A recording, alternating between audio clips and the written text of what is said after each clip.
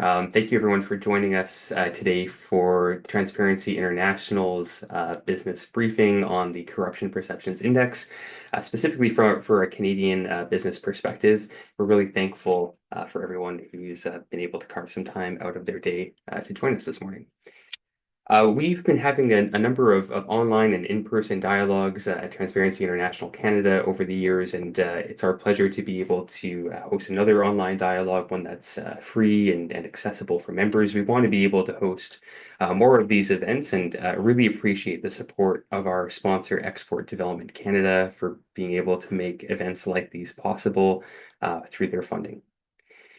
We've heard from our communities across the country that doing more events and briefings on business-specific topics is something that people are really yearning for and wanting to learn more about, the opportunity to learn, network, and then also problem solve for challenges that are happening within your businesses or within larger organizations, where you need to, understand what the trends are, what's going on in the world, and then also what the best practices are to be able to take into your organizations. We're hoping today will be a little bit of some insight into the state of the world, the state of where Canada falls within the broader ecosystem, and then of course some takeaways that you might be able to think about for how we can meet the challenges that we're facing both here at home and abroad. So joining us today at Transparency International Canada, I'm really pleased to have our colleagues from Transparency International Secretariat, Roberto, joining us today. He'll be presenting the results of the Corruption Perceptions Index 2024, as well as our colleague Melissa from Transparency International Madagascar.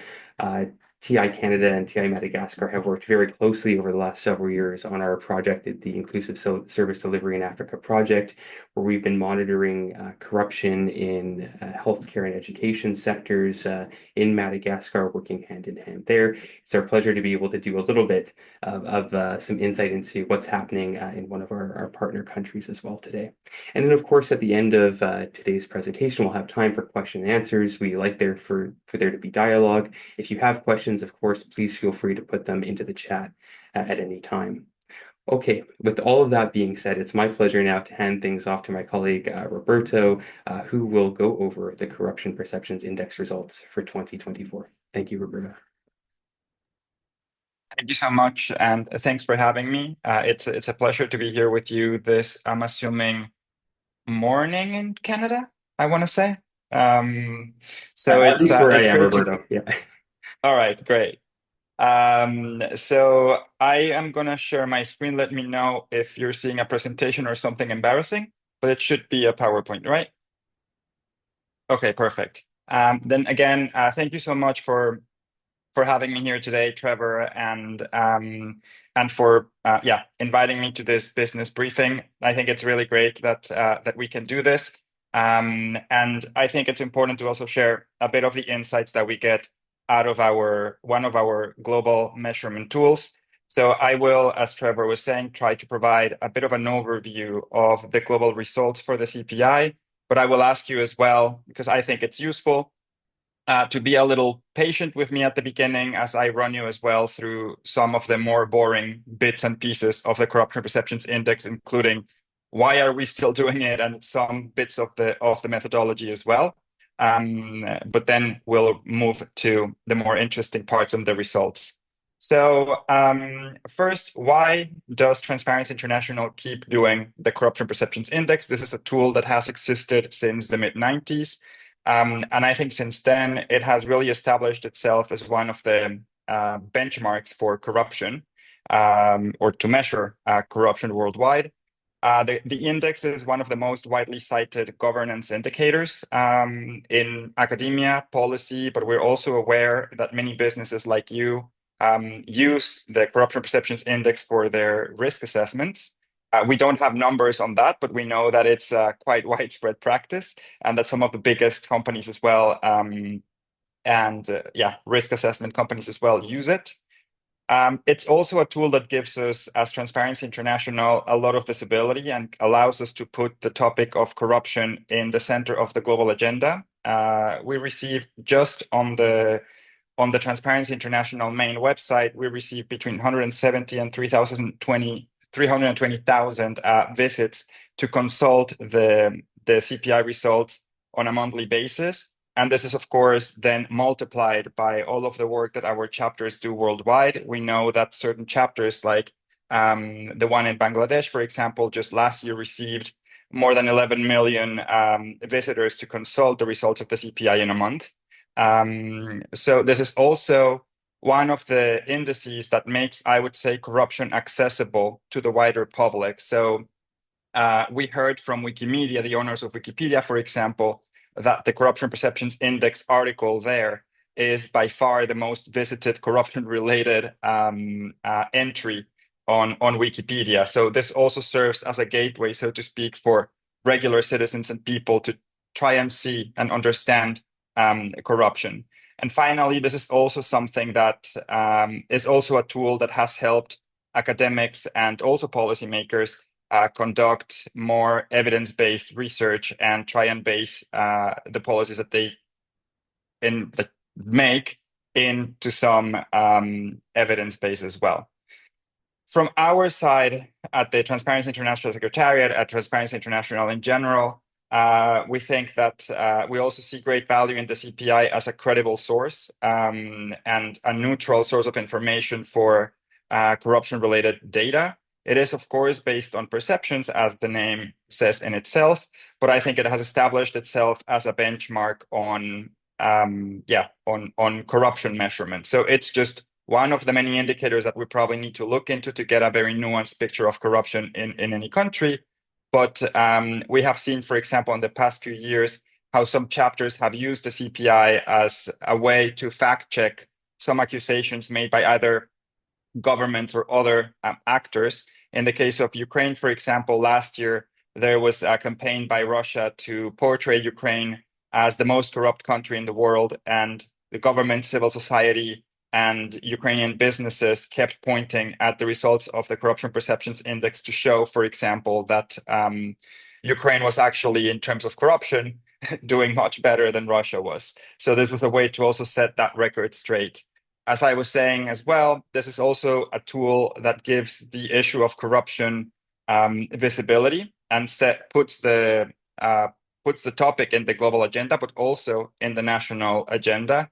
We heard last year from our chapter in Pakistan that since the publication of the Corruption Perceptions Index came just a few weeks before their national elections, the topic of corruption then became a really important one in that electoral cycle. And basically every single party had to discuss this and incorporate that into their political agendas to not, let's say, lose the race.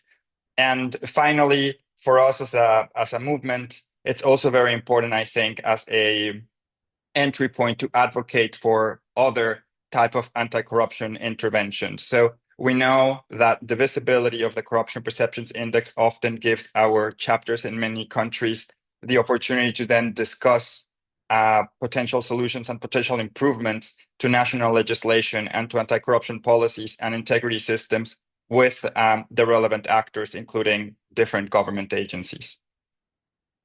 That's on the introduction, so to speak. Now a little bit of the boring part that I will try to just fly through.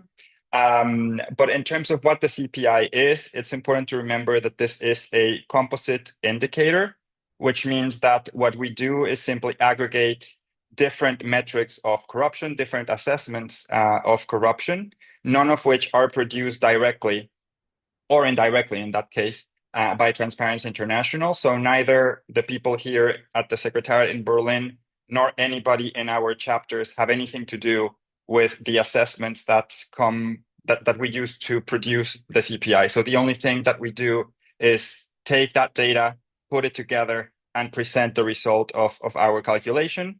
All of the assessments that we use for this, and this is also important to remember, are expert assessments or business surveys. So there is no angle here of public opinion, for example, or general population surveys. So all of that we keep apart because that's more volatile data. So this is only based on the expert assessments and business surveys. And finally, given that corruption is such a broad issue and it can be present in many, many sectors, at some point it's also important to narrow down what we're measuring. So for that reason, the Corruption Perceptions Index is only a measurement of public sector corruption. Sometimes people forget this, but I think it's important to keep that in mind. Now, I already advanced some things about the methodologies. For example, the fact that we only aggregate the data. And in general, the methodology consists of 4 steps. The first one is the selection and the harmonization of the data that we use for the CPI. This data has stayed pretty stable since 2012 in terms of the sources that we use and the assessments that we aggregate. The second step is to standardize this data. So we just do some statistical conversion to make sure that all of this data is comparable by relying on the mean and the standard deviation of each one of the sources to convert that into a standardized score. And then we rescale all of these different scores into a scale of 0 to 100, which is a final CPI scale, where 0 is perceived as high levels of corruption and 100 as a very clean in terms of corruption. And finally, the Corruption Perceptions Index score as such is the result of the normal average calculation for each one of the countries. And we, of course, then also publish the measures of uncertainty or the measurement error, which will be an important piece of information later when we start discussing change, for example. In terms of what the CPI captures, like I was saying, it's often difficult to draw a line somewhere when it comes to talking about corruption. So it's important to have some conceptual clarity on what we're measuring and what we are not measuring. So as I already said, we focus on public sector corruption. So everything that's on the left-hand side, so all of these different either definitions of corruption or manifestations of corruption are included in the Corruption Perceptions Index and are accounted for in the Corruption Perceptions Index. But what we see on the right-hand side, most notably tax fraud, illicit financial flows, cross-border corruption, anti-money laundering, and all of these things are not part of the assessment. Now, in terms of the sources, as I said before, none of them are produced by Transparency International. And one of the requirements for us to incorporate a source into the index is that they need to be updated reasonably frequently. So that means for us at least once every 2 years. And every year we have at least 11 or 12 sources that get updated and just 1 or 2 that we need to repeat from the previous edition because they're updated on a bi-yearly basis. So this year, for example, one source that was not updated was the Bertelsmann Transformation Index. All of the others that you can read here on the slide from the African Development Bank, VDEM, the World Economic Forum, or Freedom House, all of that was new data. So there is a lag as well in the time period the CPI measures, but most of the data that we're using for the CPI 2024 corresponds to the years 2023 and 2024. Now, diving into the results, I am sure many of you, since we published the CPI on the 11th of February, already saw this map. Unfortunately, this map is fairly similar to what we have been seeing in previous years. So in general, we still have 2/3 of the countries worldwide with a score that is lower than the midpoint of 50. The global average is 43. So basically, we are not really doing that well on this indicator. And I think we're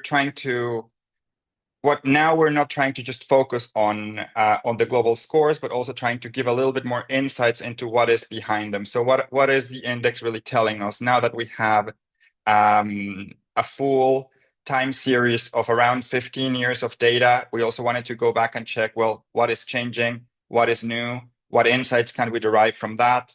And I think the first element that is important to highlight here is that it is still democratic countries that do better in controlling corruption. there has been a lot of buzz, I would say, about some authoritarian regimes starting to improve on their CPI scores, and about some very authoritarian ways as well to control corruption, for example, in Asia, that seem to deliver some results. However, what we see is that in general, these are more exceptions than the rule. So it's still democracies. I mean, you can see if you're a full democracy, there's only 24 of those in the world, according to the Economist Intelligence Unit indicator. But then the corruption perceptions index average for that group of countries would be 73. Flawed democracies, for which we have 50, still have an average much lower than their full democratic counterparts, but it's still an average of 47, which is, again, significantly higher than the 33 that we get from authoritarian and non-democratic regimes. Of course, there are outliers in each one of these categories, but I still think, or I think as this shows as well, the general rule that democratic countries do better at controlling and containing corruption stands. Now, I was talking also about change because the global map, as I showed with the CPI results of 2024, doesn't seem to have changed a lot, like I was saying.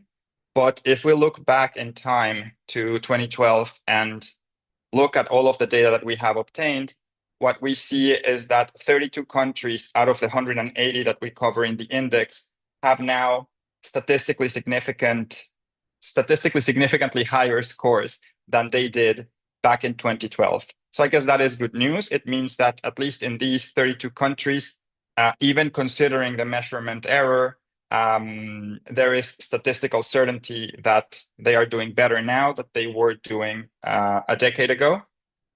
Unfortunately, at the same time, 47 countries have declined or are doing worse now than they did back then.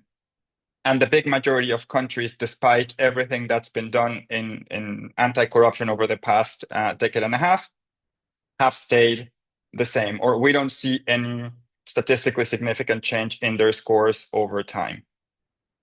I think it's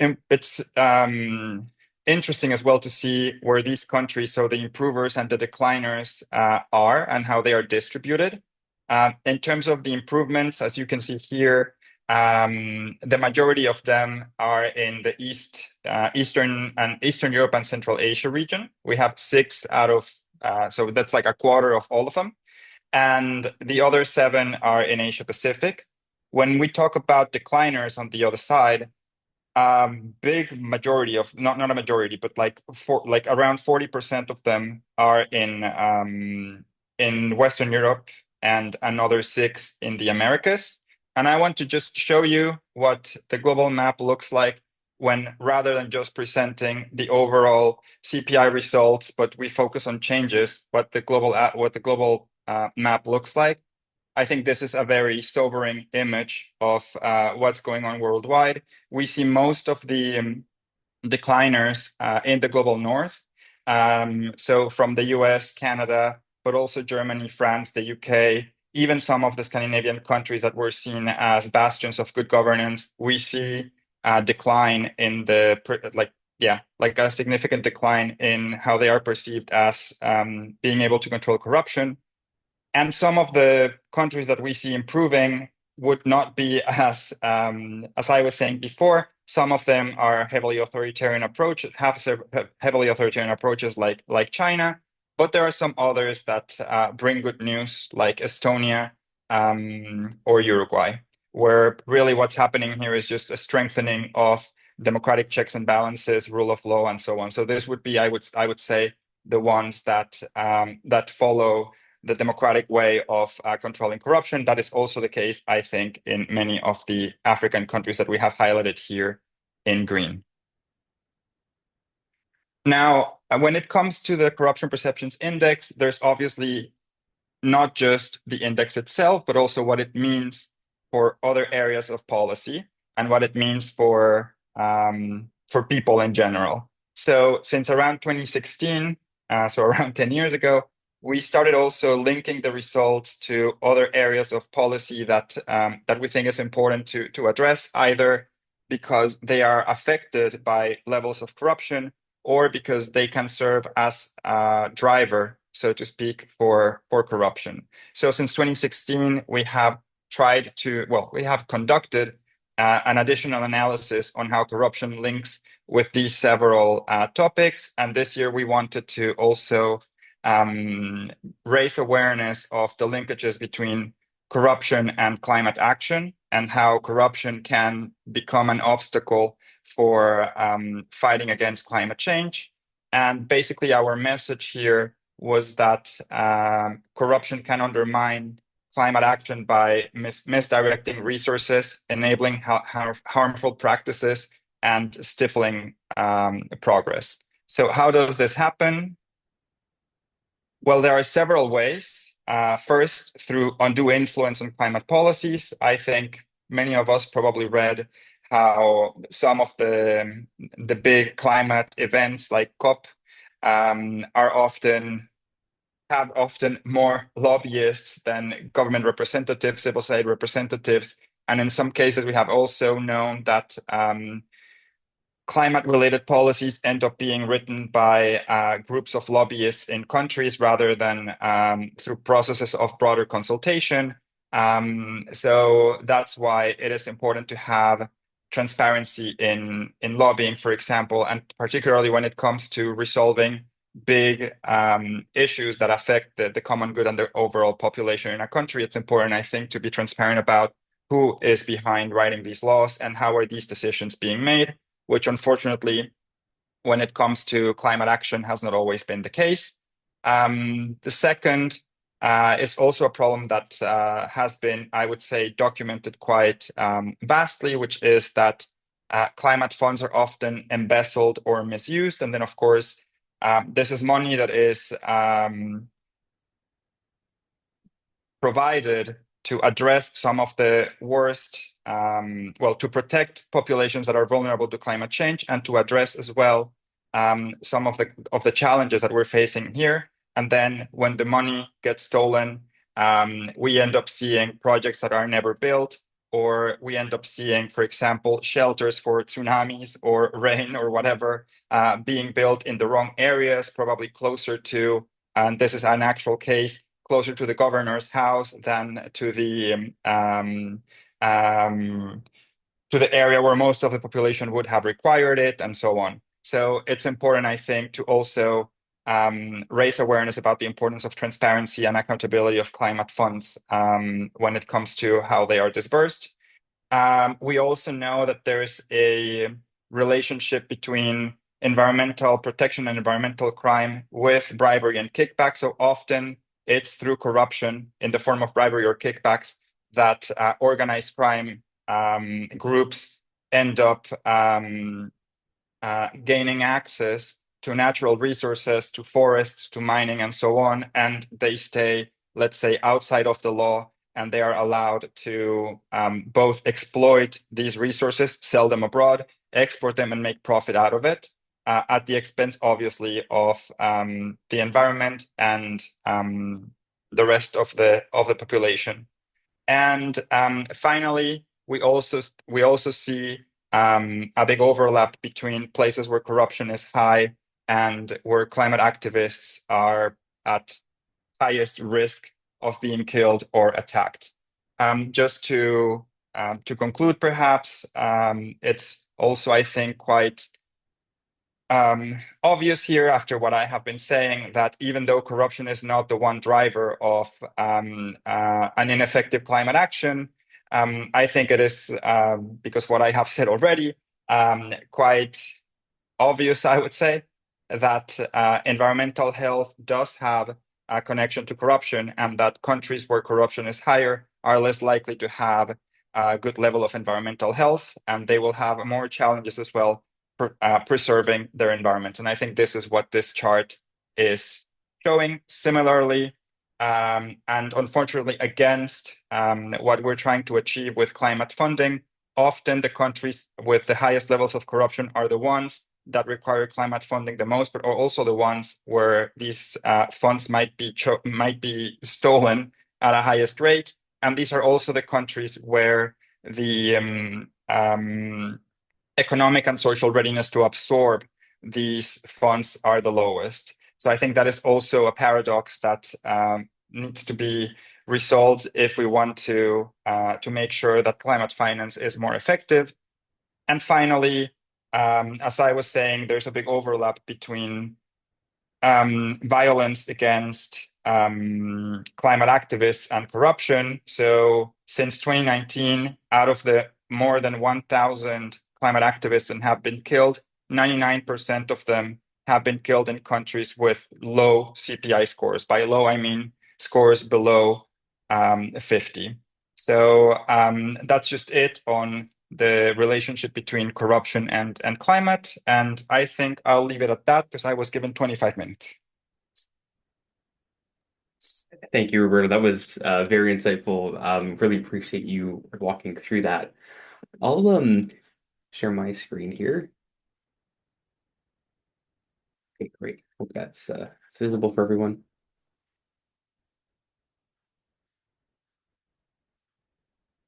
Great.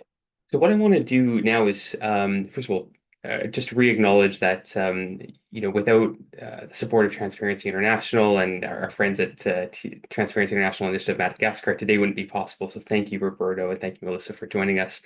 I'll walk into a little bit more on the Canadian context and where we find ourselves.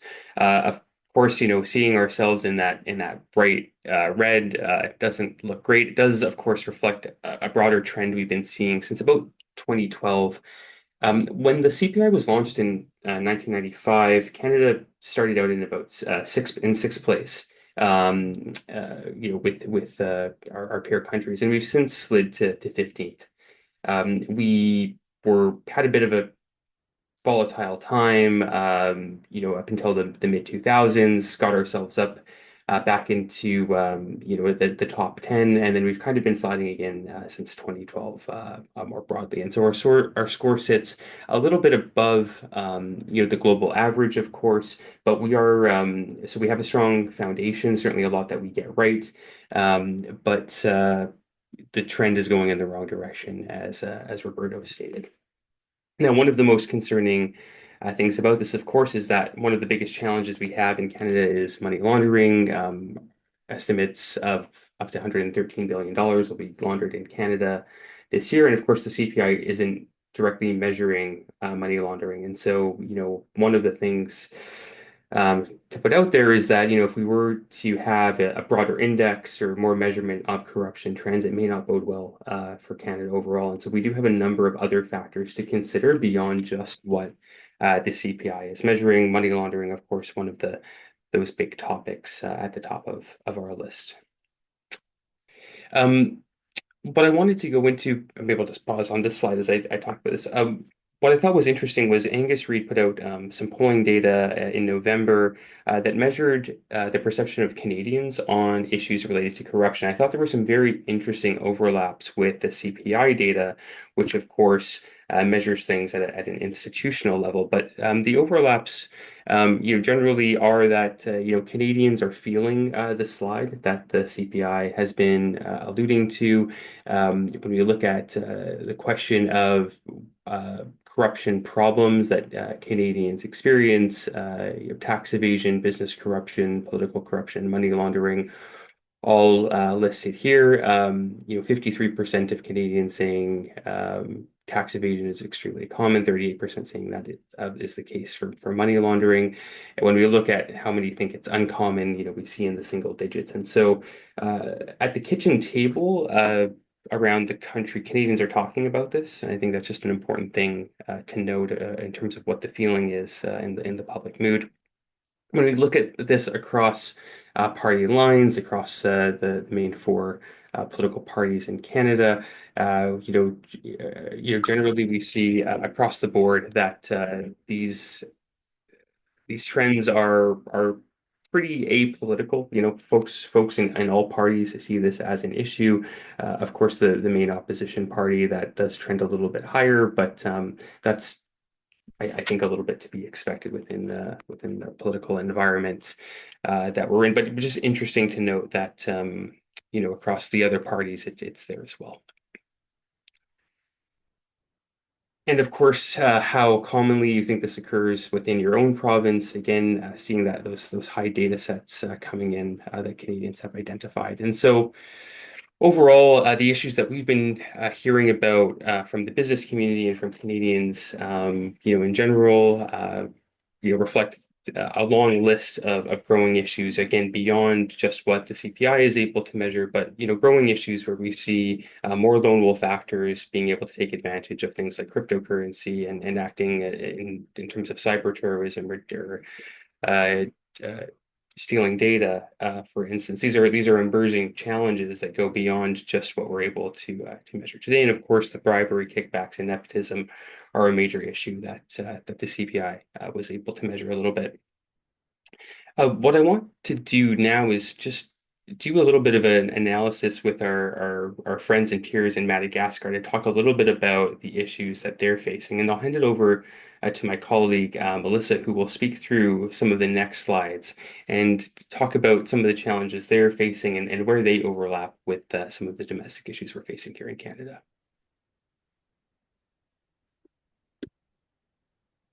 Thank you so much. Hi, everyone. So I am Miali Su, Mial, Executive Director of TI Madagascar.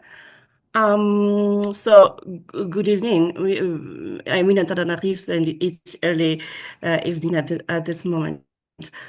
Okay, so Madagascar scores on the CPA 2024 is 26. We are ranked on 140th out of 180 countries, as you can see. So we have gained 1 point compared to the CPI 2023, which is not necessarily significant in the fight against corruption, but our best score was 32. It was in 2012. In short, Madagascar is dominating in its fight against corruption and has not yet reached the Sub-Saharan Africa Group average score of 33. We share with those countries the same, let's say, political, social, and economic realities like impunities over our officials and elected representatives, restricted civic space, limited access to justice, little or no protection for our whistleblowers, little or no access to public information, opaque political financing, capture of state, and an economy riddled with corrupt practices. Or we can move to. So, what are the facts when talking about business in Madagascar? In our country, the informal sector predominates, accounting for almost 47% of the gross domestic product. I don't know, it's the word for PIB, I think, according to the African Development Bank. So this implies limited use of the banking system by the population and therefore low banking inclusion. Indeed, we, in our everyday life, Malagasy people carry out transactions in cash, which encourages the concealment of funds and complicates their traceability. In addition, TI Madagascar conducted a survey in the private sector 3 years ago. It's a survey that we will update soon this year. So this was a survey on the perception of corruption in the private sector. So the result of the survey tells us that among the private sector actors, corruption has become commonplace and accepted and suffered. The companies estimated that they spent almost 11% of their turnover paying bribes to various people in the administration and so on, in order to able to progress in their activities as in their business. So for the majority of the entrepreneur, corruption is an obstacle to the business. Get the We're gonna share this with you, but we are under no illusions about the reality. Uh, Also, about the transparency of beneficial owners. So this is still a new thing in Madagascar, even though our anti-corruption system, and in particular the Financial Intelligence Unit, we call it in Malagasy the SAMIFIN, in collaboration with our Ministry of Finance, they work together toward this. For the moment, we cannot really say that we have the possibility of proving, for example, who really won this or that business, which makes the economic and also the political situation very opaque. This is also particularly true when the private sector is funding election campaigns, for example, and we have no way of verifying the information because election candidates do not always or do never share their of tax fraud, like two area in 20 billion area claims were seized by the state last year. So suspicions of fraudulent commercial transactions have also been revealed, amounting to 1,500 billion area in total violation of the law. So I think it's something like, let me just, uh, uh, in euro, it is something like 375 million euro. Yes, yeah. We can go to the next slide, please.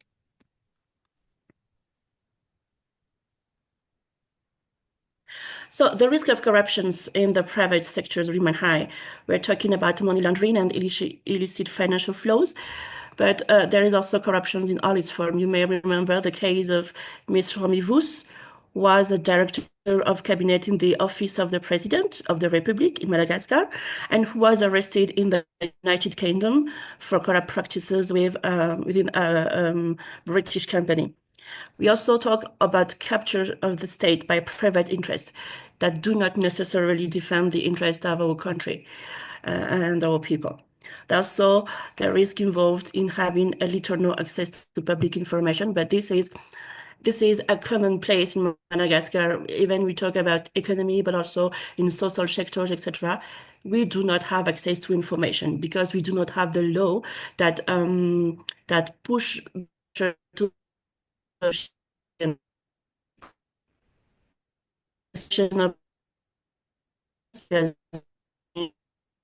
transparency of beneficial owners, and obviously this results in an unstable social and economic atmosphere where sanctions are not always applied. That, in a nutshell, is the impact of corruption in Madagascar and its private sector. There's a lot of work to be done, as you can see. Thank you.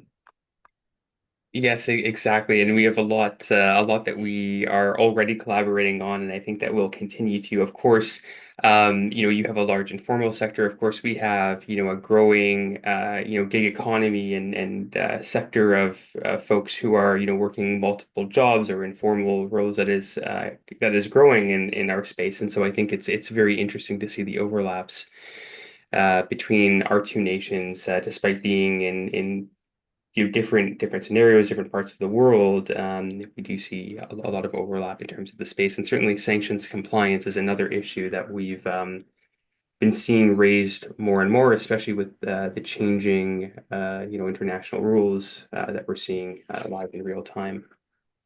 What I want to just end on, and we'll get to questions in a few minutes. We'll have about 20 minutes or so for that. But what I wanted to just talk about is go back to TI Canada's 2030 strategy. Of course, as we see these issues emerging, we think there are four main things that we need to prioritize in order to address these issues. The first around, of course, stopping the flows of dirty money by identifying how these funds are flowing. Beneficial ownership, transparency, advocacy remains our number one driver in this space. We've been seeing real progress with the province of Ontario. Of course, the federal registry coming online last summer serves as another example of why more provinces should be jumping on board with that. Today's session is part of our our move to really drive integrity in business, our second priority pillar. And this is where we'll be focusing a lot more this year. I'll talk a little bit about that in a second. Of course, protecting the public's resources and securing integrity in politics by helping to make the public aware of what's going on and helping to flag issues around corruption that are going on. My previous colleagues have been involved in different issues such as the Greenbelt scandal in Ontario, where when the time comes for a voice to be able to step up and say action needs to be taken, we want to be able to be that voice. We're not the loudest voice in the room. We're often not the first voice to speak, but we want to bring a sense of credibility where when the public's interest is directly put at risk, we are able to stand up credibly and advocate for governments to be able to do the right thing and hold themselves to account. So on the Business Integrity Forum, we'll be doing more events like this over the course of this year and launching a more formal program later on. We would like to invite those who are within the business community to help us shape and foster more of this programming so that we can help to address more of the issues that are coming forward. Within our business pillar, these four commitments are what we are focused on working toward over the course of our 2030 strategy, starting with this program. I'll certainly be following up with all of the businesses who are here today and helping to speak to you about how we can be helpful in terms of bringing best practices to your organization and then helping to foster further dialogues moving forward between businesses to help navigate through the changing scenarios that we find ourselves in. So with that being said, we have just over 15 minutes or so for some time for dialogue and questions. Everyone is welcome to participate. Of course, I would just ask if you can, within the Zoom, there's the opportunity to raise your hand at the bottom. If you just see the where it says react, there's a little heart at the bottom of your screen. If you click that, it will give you the opportunity to raise your hand. It's the very bottom effect there. If you click that, I'll be able to go through folks in order and call on you to be able to ask questions or to be able to speak if you'd like to provide any comment or feedback on what you've heard today. And okay, seeing no questions right now. Jacob, I know we had prepared a couple. I don't know if you wanted to maybe ask one of those to kick us off for now. For sure, yeah. There are some I questions in guess. the chat, actually. Sorry, there are some questions in the chat. Oh, it's a good point. Oh, thanks, Roberto, for pointing that out here. Okay, great. Okay, so the first question: how do you translate Angus Reid public opinion to real data? That's a great question. People listen to media and exaggerate. Yeah, so I think this is a really great question, Yasmin. I'll just speak to this really quickly. I think, yeah, how do you translate public opinion polling to real data? I don't have the answer around that. What I think is interesting around that is that the reflection of the public mood seems to be reflecting what the institutional trends are in terms of how Canada is being viewed. And so I thought that was an interesting thing to look over today. Of course, the public mood is not always the public reality, as we know. I think helping to show evidence for where we are making progress can help boost confidence and trust among Canadians. And Yasmin, I see you're putting your hand up. Maybe I'll just speak to your question a little bit further. Going to start my video. So as a former parliamentarian, people keep on saying, you're corrupt, you're corrupt, you're corrupt. It was the funniest thing was when I was working with Paul Martin, and there was an issue. As I was going around knocking on doors, people said, well, what did you think of this? And when I answered, they said, you're an accountant, so we will trust you. So as an accountant, they trusted me, but they don't trust anybody else. Now, I think the media exaggerates. If you look at the money being paid to politicians working 24/7, we are very careful. We have so many checks and balances. And if the media keeps on reporting, when I compare the salary of the Prime Minister to the salary of the CEO of CBC, I'm going, who is corrupt? Where are you picking this up from? And it becomes really problematic. So when I saw you saying we have dropped, and the indices was money laundering, I appreciate that. But when I go to different countries like Ghana, we have established, GOPAC established a lot of chapters around the world. And when you tell Africa that Canada is corrupt, then they won't take any notice of doing anything better. So that's where my concern is. Why take public opinion, which is most of the time, I'm sorry, is not based on facts? So explain to me how this works with Transparency International, and how are we going to give a logical analysis of corruption? We should go and look at data from GOPAC as well. I think it's important. No, thank you, Yasmin, for the question. I think Roberto has wants to speak to this a little bit, so I'll let him answer the question. Thank you. Yes, thank you, and thank you as well for the question. I think when it comes to talking about corruption, of course, what we know is that there's a big overlap between corruption and trust in institutions, and of course, when it comes to public opinion, if the idea that the government is corrupt, this will also obviously affect trust in institutions. I would not go as far as to say, why are we listening to public opinion, or the media is corrupt and shouldn't report on that? Because I think, especially if we want to fight against corruption in a democracy, it's still important to listen to these views. Moreover, what we know as well from studying corruption is that perceptions matter, because perceptions end up becoming reality for many people. And we know that if corruption can become a collective action problem as well. So if a majority of the population believe that their peers are paying bribes and that their politicians are being corrupt, this is how they're going to act in society as well. They might become disenchanted with elections. They might become disenchanted with what is going on.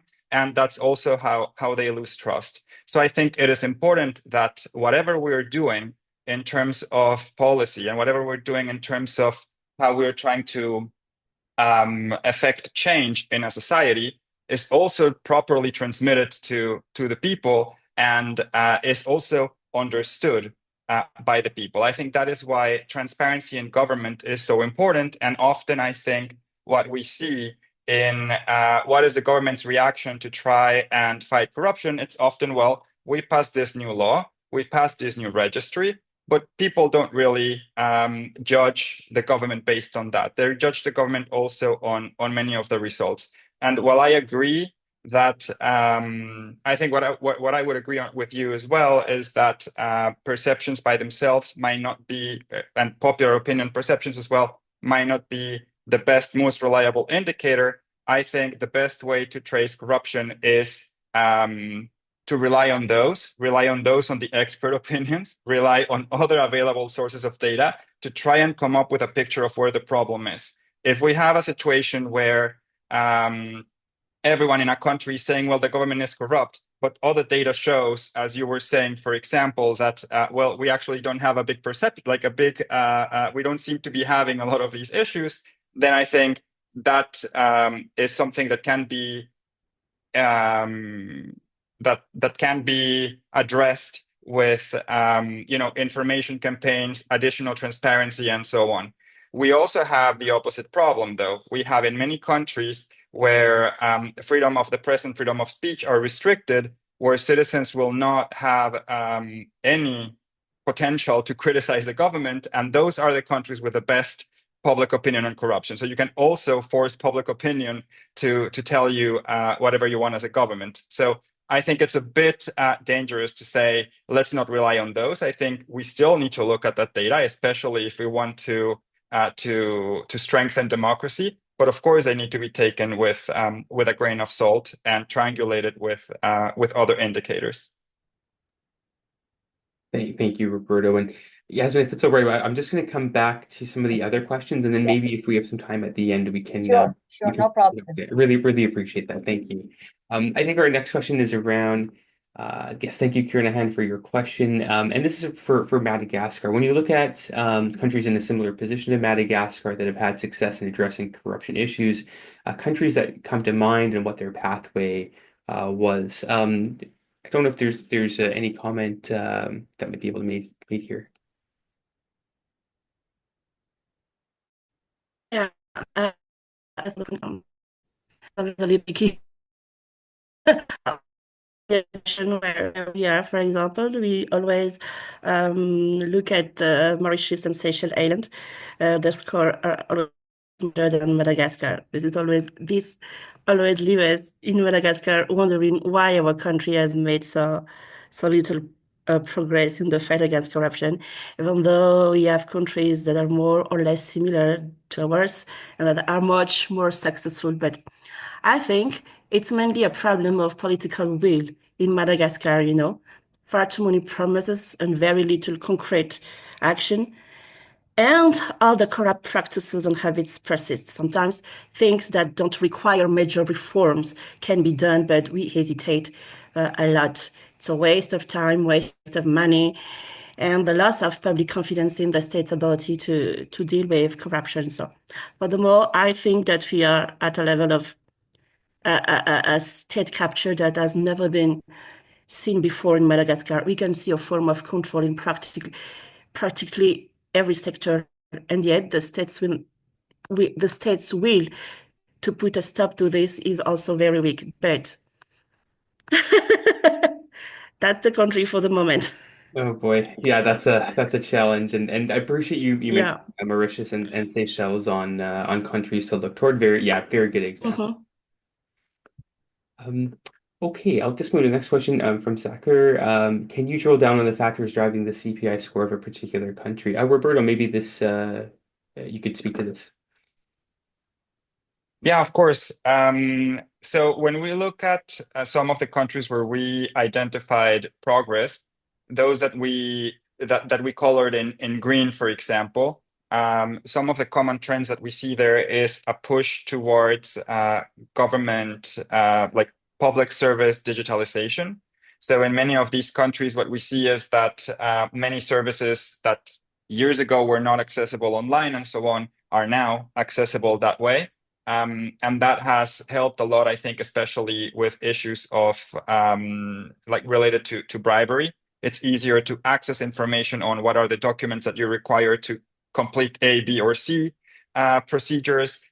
You can also, I think, as Melissa was also saying, being able to pay online makes it easier to trace the payments and to make sure that like you're paying to the correct agency and so on, and then it's easier to also trace those funds. So it increases transparency. So that's I think one of the big commonalities that we see in many of these countries. In some others, what we have seen is also a strengthening of judicial independence and more work in access to justice, for example.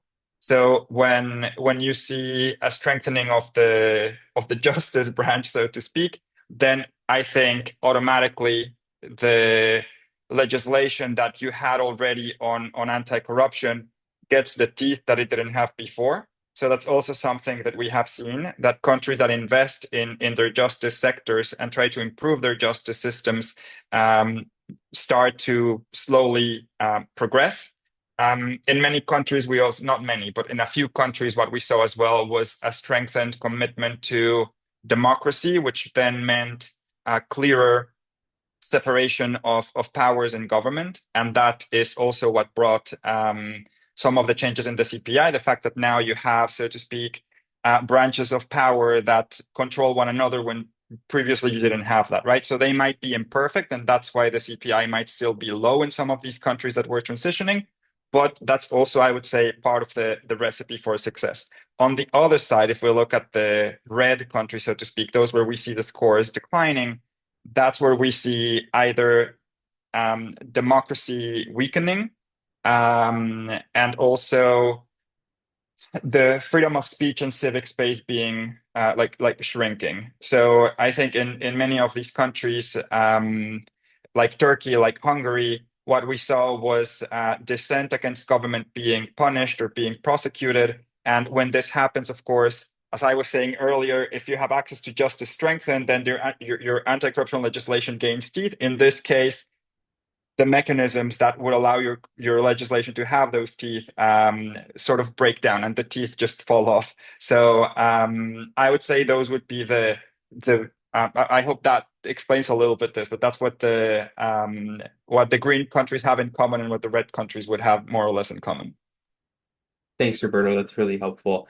I'm going to answer just two of these questions really quickly, and I'll come back to you, Roberto, because I think there's a couple of overlapping questions here. First question is TI kind of doing any work on the ESG and corruption space? The answer is not right now, but we certainly want to as part of the Business Integrity Forum. Of course, the G in ESG, the governance, is going to be really where we're most focused and able to have the greatest impact. That doesn't mean we're not going to be looking at environment or social issues as well. It's just we're going to be building that out slowly. But those who are interested in being part of the Business Integrity Forum, please be in touch and let me know what you'd like to see or what's there. We'll be building the programming with participants again, so just let us know. Then just a question on whether TI has options to represent victims of corruptions in courts in Canada. So what I say is we don't have the capacity to take on individual issues or cases. At TI Canada, I know that the Secretariat is also very limited in its capacity to take on any sort of specific cases. We're more at a policy and systems level. What we would like to do, of course, is be able to provide more resources for when people need to, blow the whistle or find themselves in different places to be able to point them to. But unfortunately, we just don't have the capacity to take on those individual cases. And then, Roberto, just a couple of questions. One around whether the research reflects anything related to political lobbying and corruption, and a second question around how do you translate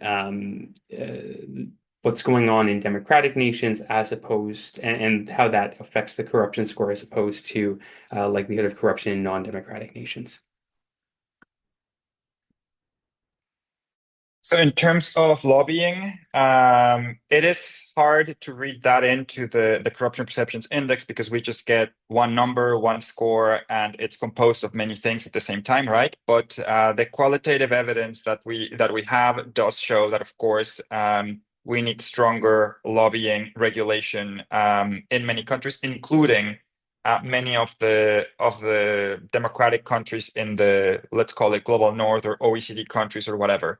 I think several scandals in the past as well, even though, of course, scandals do not represent necessarily how the overall, generally policy is made, but we have seen that there are some weaknesses in many countries on the potential for foreign influence in policy making. We had that issue here in Germany, for example, with Qatari money trying to push for certain energy deals and so on in Parliament.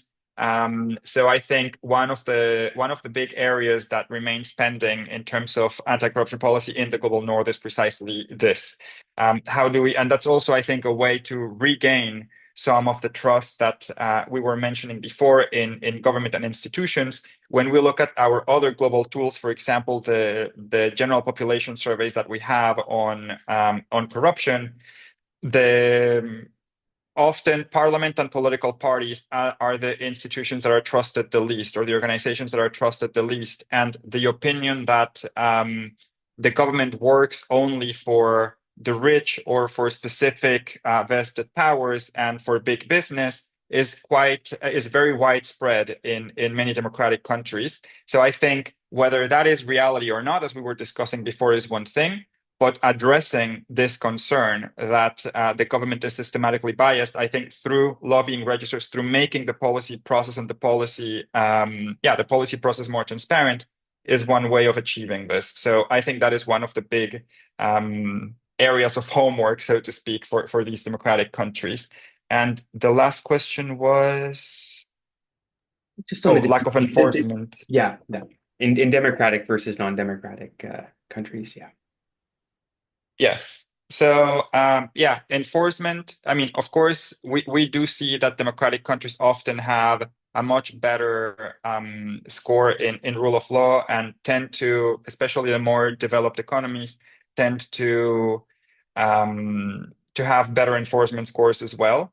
The problem here is that often the regulatory framework is weaker than in many of the transition countries or fragile democracies that have been actively trying to legislate against corruption, because that is seen as more of an everyday issue, right?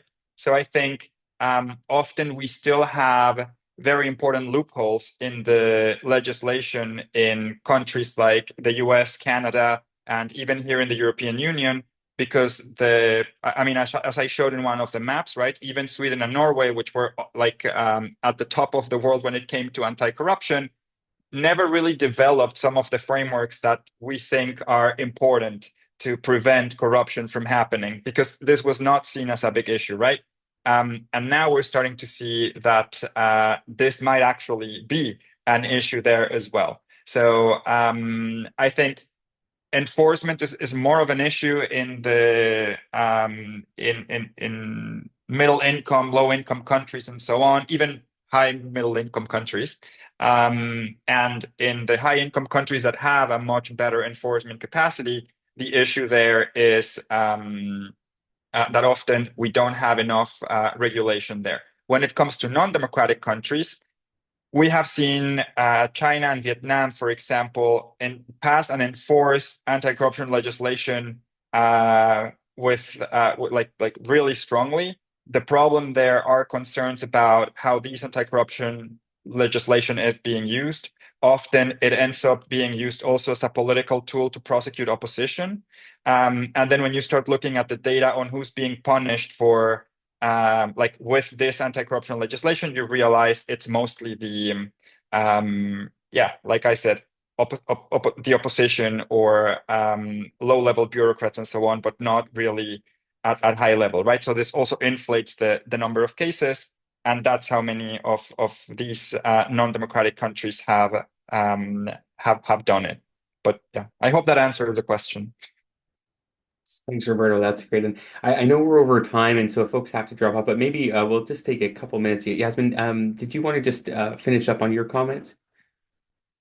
Yes, so Roberto, I was not saying that the media is corrupt. What I was saying is media needs to do its due diligence. There used to be media which did such good work on forensic investigation, but now they think that sensationalism sells, so they sell it. And that's what my real concern is. So we need to have civil society, the media, if it goes back to its original job as journalists. I was a chair of the Commonwealth Parliamentary Association. I've visited 53 of the Commonwealth countries. I know the problem with media. I know the problem of corruption. I know, and I was a GOPAC member as well, so I understand those things. I think we need to have more indices as to where we can calculate corruption. And if we do, then we go to civil society. Now I'm a civilian. I go in, not lobby, but engage with governments to see that they do the right things. So I think that was my comment, that no, media is not corrupt. Free media is very, very critical to democratic institutions, unlike the US, which is biased in one way or the other. We need to know. And I'd like Canada to be on the top of the list. We have whistleblowers legislation. I used to be chair of that organization. We have government operations that does accountability and transparency. What else are we supposed to do so we can push our governments to do it and civil society to do it? That's all I wanted to say. Thank you for those comments. I really appreciate that. And of course, in our strategy 2030, we have a number of recommendations in terms of what we're advocating for government to take on, both provincially and federally. And of course, civil society, business, media all play a huge role in this ecosystem. We need each other to function well. We need government to maintain good regulations, businesses to comply with them, media to report on those things. And of course, I think right now we have a sense that Some things aren't working. There are gaps in the system, and I think there's certainly a national call to action that I hear among Canadians in the current discourse we're having around how do we get our house in order to be a stronger country and to lean into our values. And I think this is just an opportunity to be able to act on that. So, with that being said, I really appreciate everyone's time today. Thank you for making today's business briefing a success. I really appreciate all of the great questions. We'll post this online, and you're welcome, of course, to share it with your networks. If you have any questions for us, please do follow up with myself. You can also send an email to our general inbox anytime, ti-can@transparencycanada.ca. Okay, thank you, everyone. Have a good day.